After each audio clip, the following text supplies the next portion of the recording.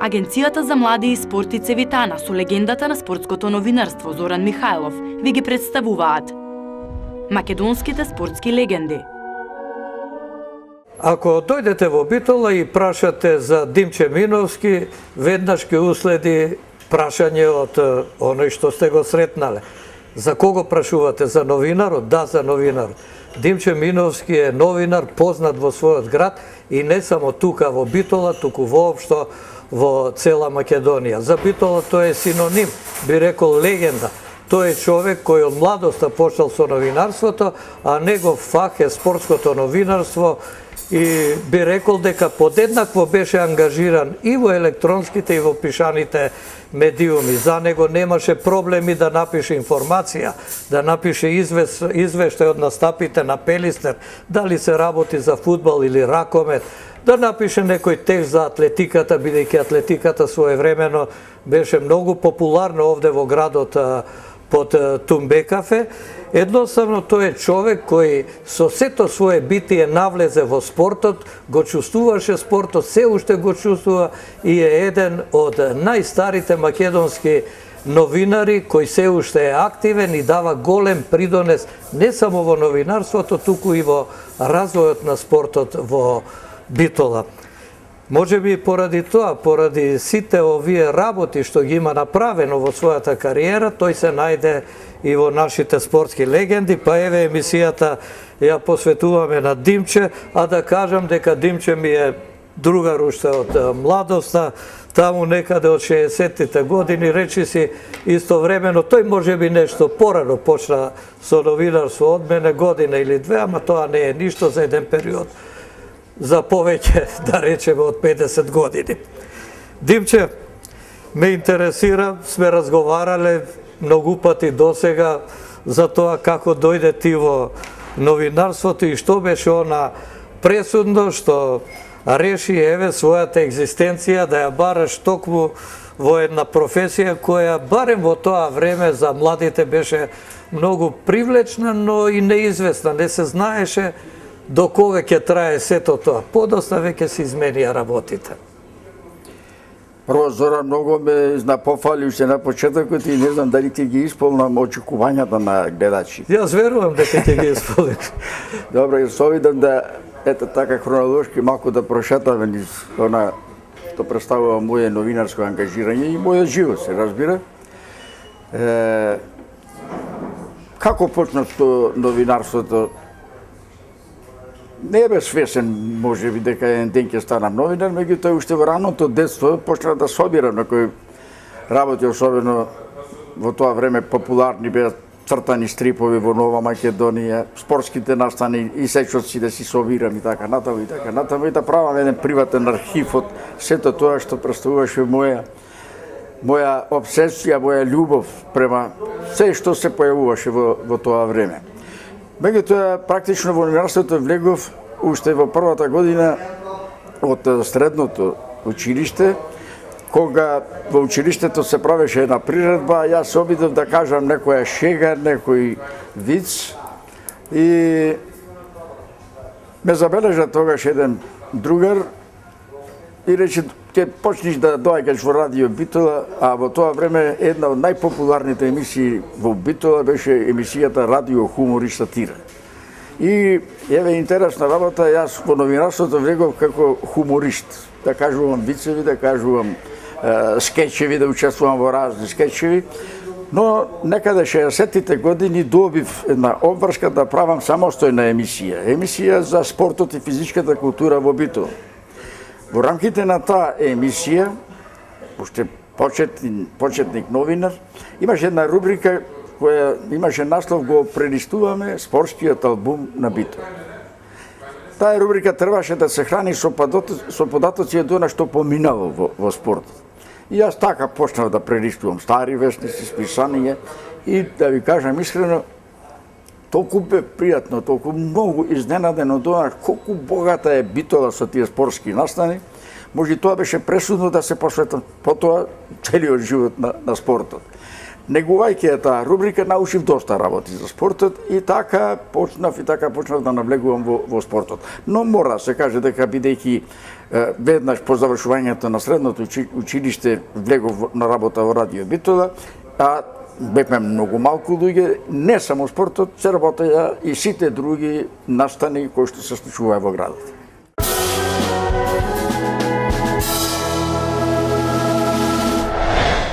Меѓутоа, и самиот кажа, спортот ти беше приоритет и едноставно со задоволство го работеше. Дури слушателите на Радио Битола, оние постарите се сеќаваат и на твоите први преноси. Ти беше еден од првите радиорепортери кои директно таму од стадионот под Тумбекафе ги пренесуваше фудбалските надпревари, па учествуваше и во оние емисии традиционални на тогашно Радио Скопје во неделите, попладне спортски емисии во кои што имаше директни вклучувања од сите стадиони во нашата држава каде што се играат тие надпревари. Па сега вака, ајде подсетине на тоа време како изгледаше еден радио пренос тогаш во такви услови за разлика од денеска, и би ме интересирало на некој надпревар вака кој ти останал во сеќавање од тој период. Бидејќи спортот во Битола има многу богата традиција, со спортското радио новинарство се обидува да се занимаваат повеќе на поранешни постари битолчани. Меѓутоа јас останав, да речем, човек и репортер кој што се посвети целосно, целиот живот го посвети на тоа. Но во тие стари репортери имаше еден случај што секојаш се прикажуваше низ Битола, еден стар фудбалер кој што немаше многу врска со новинарството, беше задолжен да прави пренос од Кавадарци и пелистер, односно работник, играше со Тиквеш и домаќините. Тиквеш водеше со 4:0 и репортерот, нашиот битолченец, се обидува во рамки на своји можности, без многу пред тоа искуство некакво со радиорепортерство, да пренесе атмосфера, слика, што се случува на теренот во Кавадарци. Едно време при крајот на надпреварот против работник е досуден пенал, а Тиквеш води со 4:0. И репортерот изнервиран од сето тоа, не знаејќи како да го опише, бидејќи е катастрофа, 5:0 за Перистер, за Тиквеш, и едно време се огласува, вели, еве Тиквеш води со 4:0, судијата досуди и пенал, дури сега ни се расплака мајката. Ете така едно доживување и малце учевме како и не треба да се од тие примери, како и не треба да се пренесува. Но кога почнав, да речам јас, со преносите, уште немавме така соодветна техника како што подоцна почна да се прави. Но и со таа мала несоодветна техника, Битола може да се спомни, или Радио Битола може да се спомни како еден ексклузивен пример, како со многу малку техника истовремено организиравме 4 преноси. Покрај преносите што јас ги правев за Радио Битола или за Радио Скопје, имаше заинтересирани репортери или градови или радио куќи од цела Југославија, па се случи во еден момент 3-4 репортери, а ние да ги обезбедуваме со техника.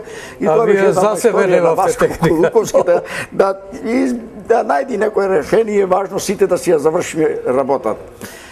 Така почнавме со скромна техника, така почнавме во скромни услови да работаме. Најпрвен овде во Битола, како и во Скопје, колку добро се сеќавам на Ивко Панговски, кога ги правеше тие радиопреноси, беше погресаната аутлинија, тоа не го практикував. Јас обично седев до фудбалерите, долу, додека не создадовме малку услови да можеме малце од повисоко да ги следиме настаните, така една поубава перспектива да е целиот терен пред тебе, и така малце по малце се развиваше и техниката, меѓутоа се создаваја и со одветни устои. Ке видите низ фотографии, сум се јавувал и по телефон, многу пати, цел пренос по телефон, врни, со едната рака го држиш чадорот пред тебе, листата, дури да се свртиш, се наквасил записникот. Или дувнал ветер по кој игра, како игра, и сето тоа се треба да го искомбинираш, да направиш убава представа, да направиш добар пренос. И како што, еве, да ви кажам, благодарение на тие преноси, кои што поминаа доста низ мојот живот, ми се чини, еве, во просек, секоја сабота, од петок, односно од сабота и недела, бидејќи Битола во тоа време имаше 4 прволигаши, фудбалот или второлигаши, кои што редовно ги пратевме со преноси, фудбалот, ракометот, боксот и имаше женската кошарка во првата Б лига, учествуваше Пелиште.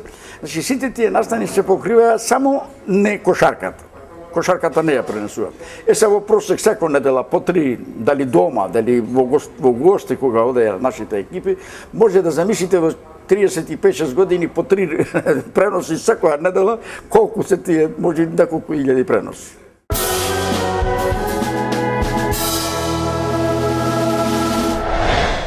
Ти беше еден од првите што директно го пренесуваше и боксот.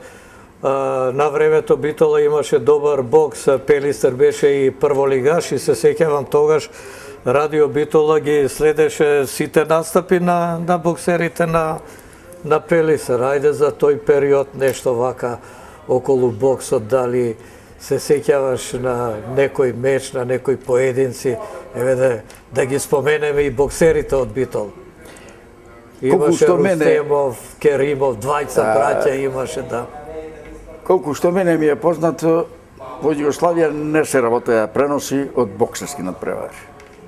Меѓу првите или прв може да се реши, јас кој што се обиде да направи преноси, потоа стана традицијата, потоа не беше тешко, меѓутоа во прво време беше доста тешко.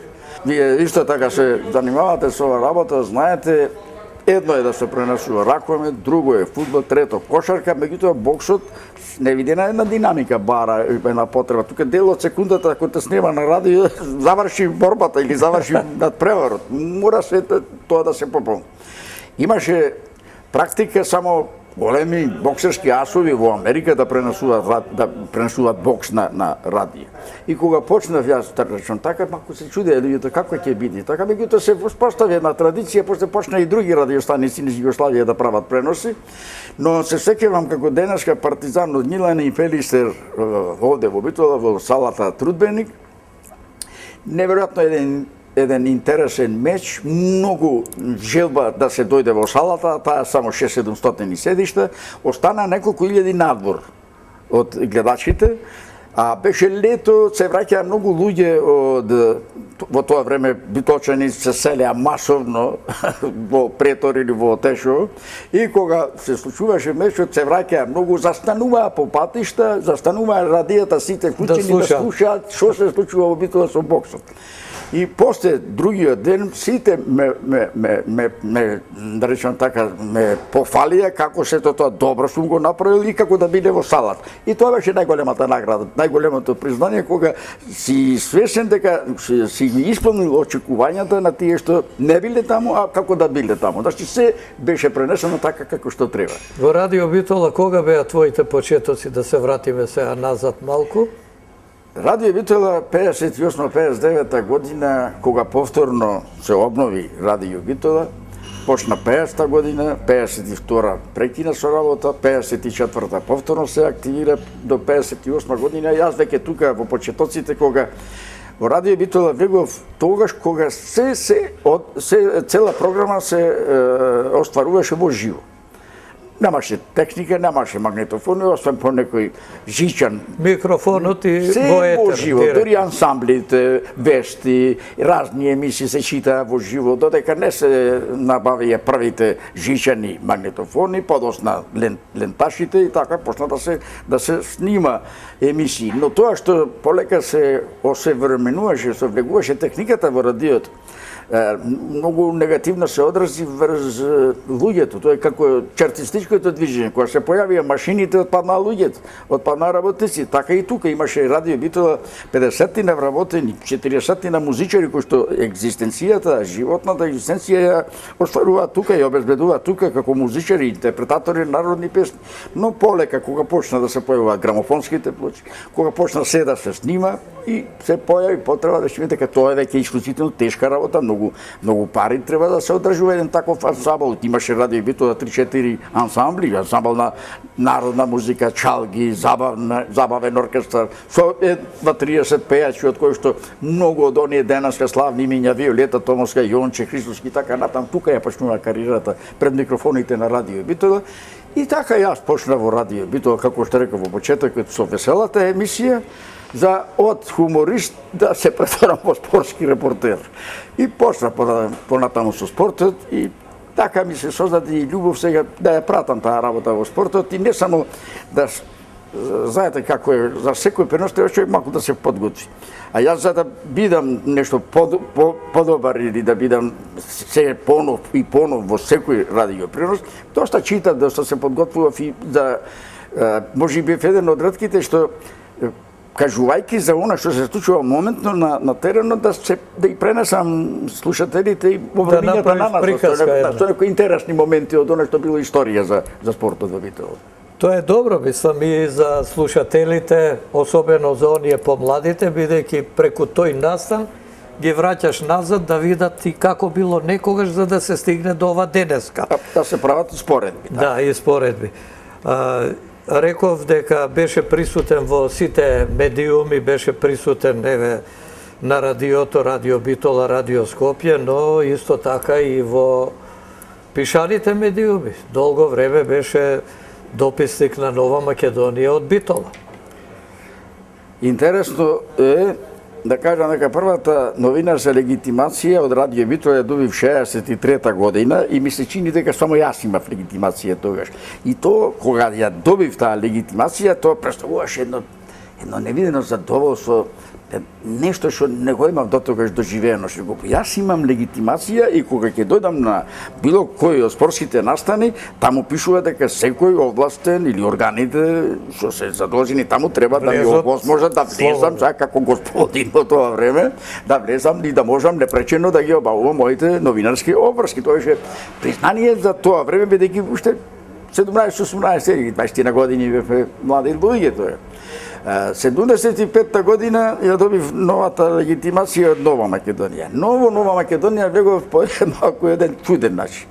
Дотогаш дописник беше Димитар Димитровски Такес, а пред тоа како млади новинари ние се обидувавме по нешто од време на време да напишеме за Нова Македонија, за Вечер и за уште некои други пишани медиуми кои што во тоа време излегува и беше тоа голем настан да си го прочиташ името.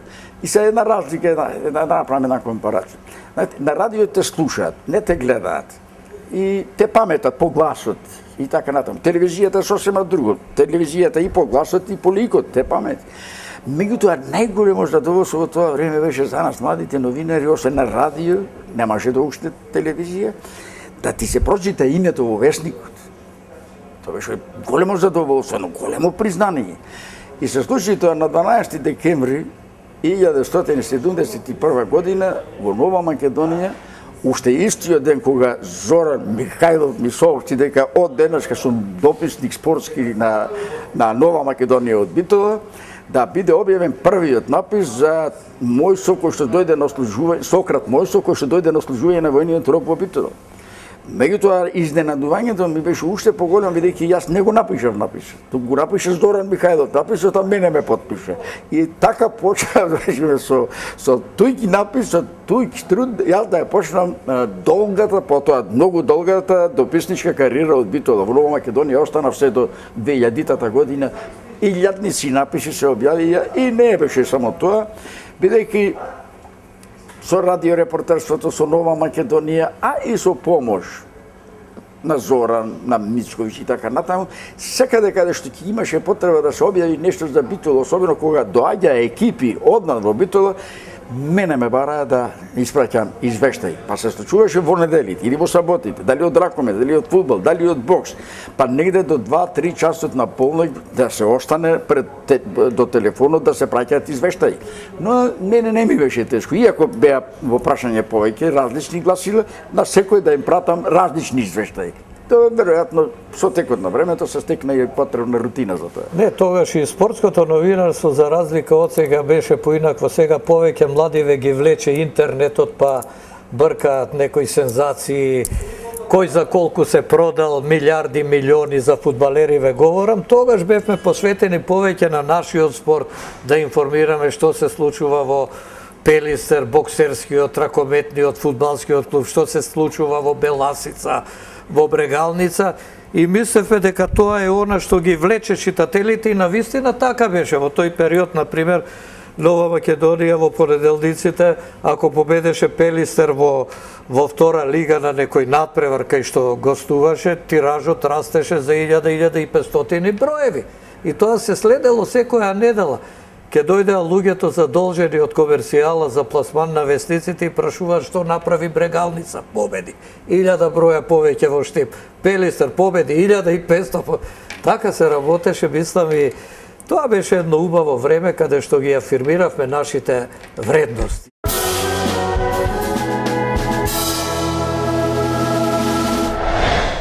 Има една голема разлика во однос на она што беше некогаш и она што е денес. Односно, она што беше пред Втората светска војна, со пешаните медиуми, е слично на ова што ни се случува сега од како влезе овој новиот бран на новинарство. Бидејќи се занимавам со научна истражувачка работа, кога почнав да прелистувам стари вестници, списанија, да барам многу документи и така натаму, од 20-та година, времето на кралска Југославија, до 45-та година, вклучувајќи тука и војната, дали еднаш или два пати ќе најдете состав на екипа. И пишувавме, потам и натаму пишува, десното крило ја доби топката од левиот халф и постигна гол и го совлада противничкиот голман. Кој беа, шо беа, како беа, не може да се поврати. Акцијата е опишана, луѓето ги нема. Меѓутоа, после Личностите. со појавувањето на Нова Македонија се постави едно невидено правило. Нова Македонија беше едно од ретките гласила во Југославија кој што не пропушташе никаков настан. Дури општински, дури градски лиги и така натаму, со состави и сето, тоа се работеше, дури добивавме казни ако не испратиме извеше и најмал, и пријателски, или без било каков надпревар.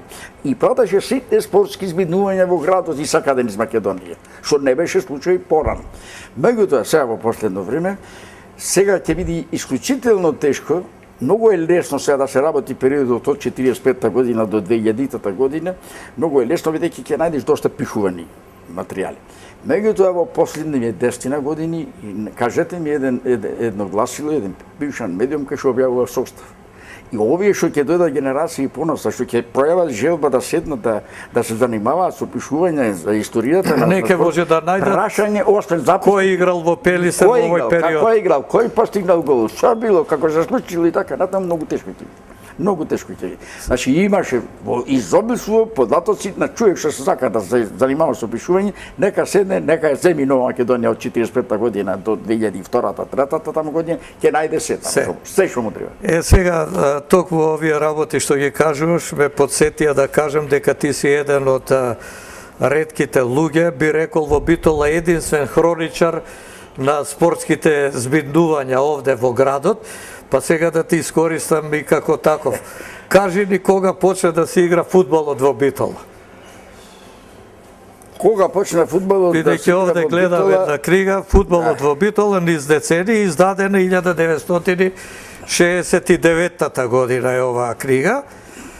Па ајде кажи ни, има еве слики тука од тие првите и фудбалери и екипи и така натаму. Јас ја речувам дека првиот фудбалски надпревар во Битола е одигран 1911 година по повод доаѓањето на султанот Решат Пети во Битола. Мојот драг колега Ивко Пангош го праша дека речи некоја година порано во Скопје. Во Прилепи исто така има аспирации да кажа дека исто така во тоа време или пред време и така натаму. Многу е тешко да се дефинира точно, бидејќи на располагање имаме извори кои што се од поново време. Значи, ги немаме старите турски записи, од кои што најверодостојно може точно да се утврди и така натаму. Еве, јас не сум имал можност и во мојата истражувачка работа се служам од она што е, да речеме, за останато во архивите, но во поново време. Негде пред распаѓањето на Отоманската империја и до денешни времиња. А е многу важно да се влезе во тие турски стари архиви да се откријат и тие работи. Но во секој случај, јас кажувам дека првиот надпревар во овие простори одигран 11-та година, ама по сите, да, тоа е 1911 година во 19 век, по сите правила и прописи.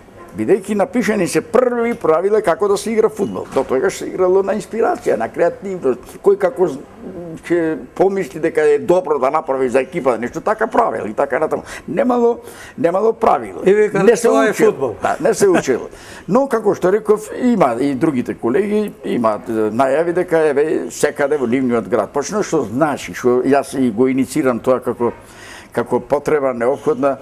Ние што занимаваме со пишување на историјата, на спортот, еден ден да седнеме моце да се договориме и да утврдиме на вистина кога и каде одегнено, како и кога се случило сето тоа. Еден пример на брзина, ако знаете дека времето е многу ограничено, имаше во Битола еден проблем со утврдувањето на еден историски настан од поновото време, од Народно-ослободителната војна, значи формирањето на првиот партизански одред во Битола. И се собраа учесници од Народно-ослободителната и почнаа да дискутираат, еден вели вака, друг така, и еден вака рече. Од Скопје, да не спомнувам имиња, ќе останете цела ноќ, ќе се договорите кога и ќе кажете кој ден беше. Вака не може секој сака да каже. И така се утврди 22 април 1942 година историја првиот партизански одред во Битола. Така исто спорт треба да направиме, да се издоговориме за да не се расправаме. Да не лутаме. Преку книгите. Еде, вака друг така и така. Ќе утврдиме, тоа може многу лесно. Тоа треба и го имам предложено и во Фудбалска федерација на Македонија да нас собере еден ден сите да седнеме, да се договориме и да го утврдиме. Ова што се го правиме ние е историја. Ова е неопходно потребно за нашето минато и за ова што доаѓа и така натаму. Добро да си ја знаеме така како што била историја, да си ја знаеме.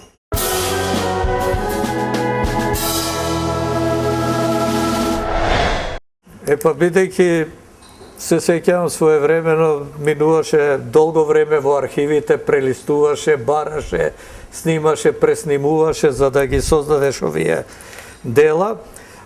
Кога почна организирано бавење со фудбалот, односно формирање на некоја лига овде во овој регион, дали го имаш тој податок? Само што завршија Балканските, односно само што заврши првата Балканска војна, во која Битола катастрофално настрада и беше нарекувана Тор Берден според жртви, материјални штети, градот се испразни, останаа само неколку илјади луѓе, секојдневните, катадневните бомбардирања.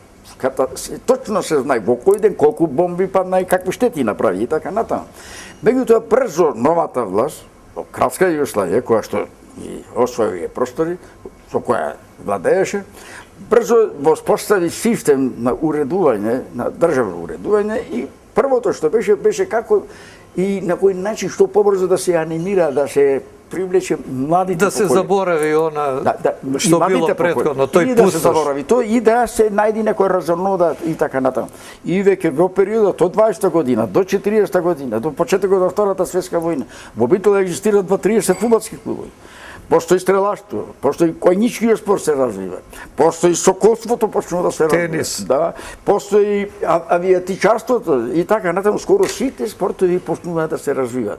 И веќе 18-та година во Битола е формиран првиот фудбалски клуб омладина или младина, од кој подосна се создава Битола, кој што играше во тогашни лиги на Кралството Југославија, играше ги одигра во рамките на Кралството Југославија. Битола е фудбалски клуб кој што ги одигра првите меѓународни, меѓународни со Корча, со некој клуб од Грција и така натаму. Битолски екипи први меѓународни направи. Значи почна тој период веќе организирано сега. Сега да не зборуваме за периодот од 45-та година кога во секој работен колектив благодарение на синдикалните активности почна да се формираат сите спортски друштва, а најмногу благодарение на Соколаната, односно Друштвото за телесно воспитување, во кое што се негуваат сите спортски секции, од фудбал до кошарка до ракомет, атлетика, така натаму, сите спортови.